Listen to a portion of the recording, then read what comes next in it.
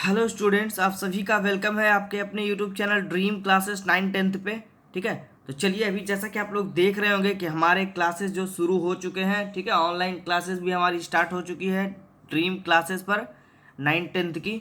तो आज हम लोग जो है वो इस वीडियो के माध्यम से कुछ ऐसे सवालों को कवर करेंगे जो कि बार बार बोर्ड एग्जाम में पूछे जाते हैं, और इन सवालों को पढ़ लेने के बाद आपका साइंस जो है वो काफ़ी हद तक मजबूत हो जाएगा, और आपके ऑब्जेक्टिव सेशन का जो पार्ट होता है वो काफ़ी मजबूत होता चला जाएगा, और इससे आप अपने एग्ज़ाम को काफ़ी बेहतरीन कवर कर पाओगे। ठीक है, तो एकदम वीडियो में अंत तक बने रहिएगा। और जो भी बच्चे इस तरह के हमारे हैंड रिटन नोट्स को परचेज करना चाहते हैं, हमारे हेल्पलाइन नंबर पे कांटेक्ट करिए। आपकी सहायता ड्रीम क्लासेस 9th 10th की टीम जरूर करेगी। ठीक है, चलिए, और बहुत ही कम फी में हमारी टीम इस तरह के हैंड रिटन नोट्स प्रोवाइड करवा रही है, हर साल की भांति इस साल भी। ठीक है, तो शुरू करते हैं क्लास को, आगे बात करेंगे हम लोग नेक्स्ट टॉपिक पे।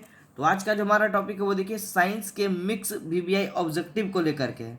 ठीक है, यानी हमारे क्लास 10th में जो साइंस होता है, फिजिक्स, केमिस्ट्री, बायोलॉजी, इन तीनों को मिलाकर हमने कुछ ऐसे सवालों को संग्रह किया, यानी एक टॉपिक के रूप में तैयार किया है, जिसको पढ़ लेने के बाद आपका जो साइंस का जो टॉपिक है वो काफ़ी हद तक बेहतरीन हो जाएगा।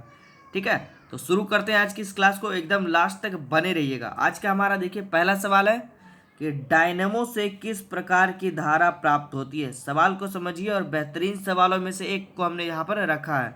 एकदम जवाब को याद करते जाइएगा या नोट्स बनाते चलिएगा, जवाब हमारा इसमें हो जाएगा। पहले सवाल को फिर से समझते हैं कि डायनेमो से किस प्रकार की धारा प्राप्त होती है। जवाब इसका होगा, एकदम अच्छे से याद रखिएगा, दिष्ट धारा तथा प्रत्यावर्ती धारा दोनों होती है। ठीक है, यानी डीसी और एसी दोनों प्रकार की धाराएं डायनेमो जनरेटर से प्राप्त होती है। ठीक है, चलिए सवाल नंबर 2 दिख रहा होगा सभी बच्चे को कि मानव हृदय का औसत प्रंकुचन दाब लगभग कितना होता है।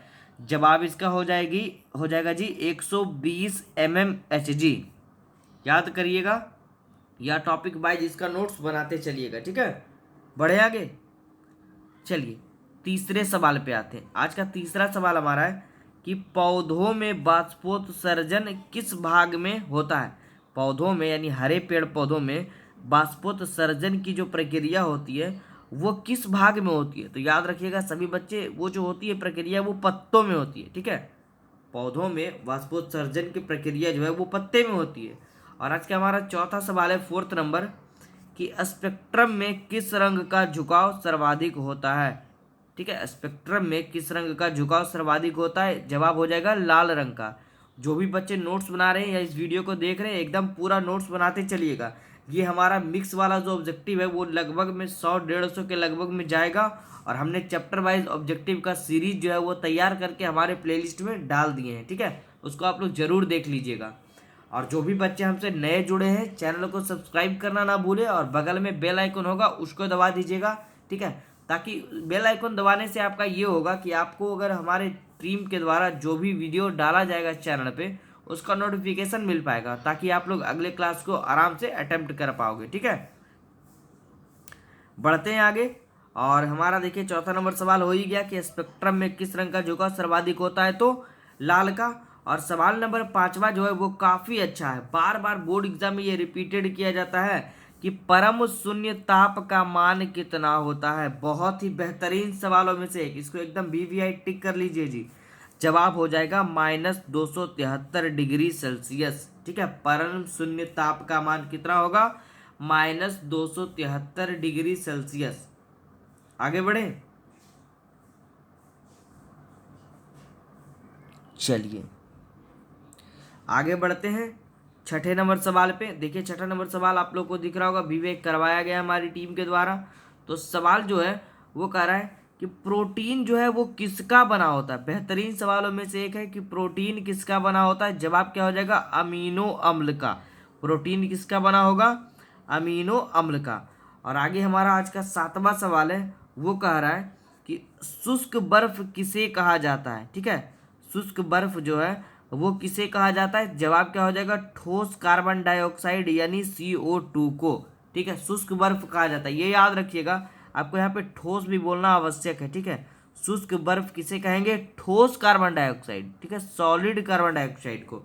और हमारा 8वां नंबर सवाल, जो कि बार बार बोर्ड एग्जाम में यह रिपीटेड होता है, पूछा जाता है सवाल कि तत्कालीन ऊर्जा प्राप्ति के लिए, ठीक है, यानी तुरंत ऊर्जा की प्राप्ति के लिए खिलाड़ी या धावक जो दौड़ने वाला होता है, ठीक है, एथलेटिक्स, किसका प्रयोग करते हैं? तो जवाब इसका हो जाएगा कार्बोहाइड्रेट का प्रयोग करते हैं। जैसे कि वो ग्लूकोज वगैरह वो पी लेते हैं तो वो एकदम से थोड़ा सा एनर्जी उनके शरीर में आ जाती है, ठीक है। चलिए हम लोग आज लगभग में कम से कम 15 सवालों को देख लेंगे तो हमारा ये टॉपिक जो है वो कुछ अच्छा हद तक मजबूत हो जाएगा, ठीक है। चलिए शुरू करते हैं, फिर अगले सवाल पे बढ़ते हैं हम लोग। सवाल नंबर 9 देखिए क्या कह रहा है। देखिए यह भी बीबीए करवाया गया है। हाइड्रोजन बम किस सिद्धांत पर कार्य करता है? याद रखिएगा नाभिकीय संलयन, ठीक है। और सवाल नंबर 10 हमारा है कि टीबिया नामक हड्डी कहाँ पर पाई जाती है? मानव शरीर के कहाँ पाई जाती है टीबिया? याद रखिएगा पैरों में पाई जाती है। और 11वां नंबर सवाल एकदम बेहतरीन सवालों में से एक है कि नोबेल गैस किसे कहा जाता है? हीलियम गैस को ही नोबेल गैस कहा जाता है। एकदम नोट बनाते चलिएगा, स्क्रीनशॉट लेते चलिएगा जो भी बच्चे हमसे जुड़े हुए हैं, ठीक है।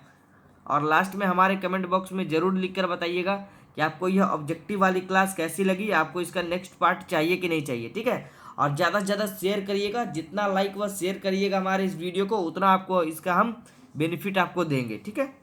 और ये सब एकदम फ्री ऑफ कॉस्ट क्लास है हमारे YouTube channel dream classes 9th-10th पे, ठीक है। एकदम पढ़िए फ्री में, कोई दिक्कत नहीं है। और हमारे लर्निंग ऐप को डाउनलोड कर लीजिए ड्रीम क्लासेस को प्ले स्टोर से, और वहाँ से हमारे क्लासेस को ज्वाइन कर सकते हैं, या हमारे हेल्पलाइन नंबर पे कांटेक्ट करके आप हमारी टीम से बात करके नोट्स को भी प्रोवाइड करवा सकते हैं। सवाल नंबर 12 हमारा है कि मलेरिया रोग से हमारे शरीर का कौन सा अंग प्रभावित होता है? बहुत ही अच्छा सवाल है जी, समझिएगा इसको। मलेरिया रोग से हमारे शरीर का कौन सा अंग प्रभावित होता है? देखिए ऑप्शन 2 बार आपको देखने को मिल सकता है, प्लीहा भी देखने को मिल सकता है, तिल्ली भी देखने को मिल सकता है। तो दोनों याद रखिएगा, मलेरिया रोग से हमारे शरीर का प्लीहा और तिल्ली दोनों अंग प्रभावित होता है। दोनों एक दूसरे का ही नाम है जी, ठीक है, विपरीत नाम है ये विपरीतार्थक नाम, ठीक है। चलिए विपरीतार्थक नहीं बोल सकते, आप इसको बोल सकते हैं एक दूसरे का ही यह रूप होता है, दूसरा नाम पर्यायवाची बोल सकते हैं। आगे बढ़े, चलिए 13वें सवाल पे बढ़ते हैं। 13वां सवाल हमारा है कि पृथ्वी के लिए पलायन वेग का मान कितना होता है? बहुत ही अच्छा सवाल है, भी हमने करवा दिया है। पृथ्वी के लिए पलायन वेग का मान, इसका यूनिट एकदम सही से याद रखिएगा। इसका जवाब होगा देखिए 11.2 किलोमीटर प्रति सेकेंड। ये बहुत ही ज़्यादा मायने रखेगा, एकदम सही से याद रखिएगा, ठीक है। 11.2 तो सभी बच्चों को याद रहता है, लेकिन ये यूनिट उसमें कंफ्यूज करते हैं सब बच्चे। तो याद रखिएगा पृथ्वी के लिए पलायन वेग का मान जो है वो 11.2 किलोमीटर प्रति सेकेंड होता है। इस प्रति का मतलब हो गया बटे में, ठीक है। और अगला सवाल एकदम सेम इसी तरह का सवाल हमने रखा है 14वें सवाल में कि सूर्य के लिए पलायन वेग का मान कितना होता है? बहुत ही बेहतरीन सवाल यह भी है कि सूर्य के लिए पलायन वेग का मान कितना होगा? तो 42 किलोमीटर पर सेकेंड। दो सवाल एक ही तरह का है। पृथ्वी के लिए पलायन वेग का मान 11.2 किलोमीटर पर सेकेंड और सूर्य के लिए पलायन वेग का मान 42 किलोमीटर पर सेकेंड, ठीक है। और देखिए 15वां नंबर सवाल हमारा है कि शहद का मुख्य घटक क्या होता है? इसका जवाब हो जाएगा फ्रक्टोज। एकदम सही से याद करिएगा, शहद का मुख्य घटक फ्रक्टोज। ग्लूकोज और फ्रक्टोज में थोड़ा सा अंतर समझिएगा, यहाँ पर आपको जवाब देना है फ्रुक्टोज, ठीक है, फ्रक्टोज। और आज का अंतिम सवाल हमारा है इस टॉपिक का, पार्ट 1 का, कि नॉन स्टिक बर्तन किसका बना होता है? जवाब हो जाएगा टेफलॉन का, ठीक है। नॉन स्टिक बर्तन किसका बना होगा जी? तो टेफलॉन का। तो एकदम रट लीजिए, इस पूरे पार्ट को कवर कर लीजिए और हमारे नीचे कमेंट बॉक्स में कमेंट करके बताइए, या जिन बच्चों को कोई और भी दिक्कत हो, किसी तरह की और हेल्प चाहिए, हमारे कॉन्टैक्ट नंबर पे जरूर कॉन्टैक्ट करिए, ठीक है। फिर मिलते हैं हम लोग नेक्स्ट पार्ट में अगले क्लास में। और मैथ्स की, साइंस की, सोशल साइंस की ये सब क्लास आपकी चल रही है यूट्यूब पर भी और हमारे लर्निंग ऐप पर भी। तो ज्वाइन करने के लिए संपर्क करें ड्रीम क्लासेस 9th-10th से, ठीक है। और बने रहिए हमारे साथ, आपकी मदद हमारी टीम हर एक साल की तरह इस बार भी जरूर करेगी, ठीक है। चलिए।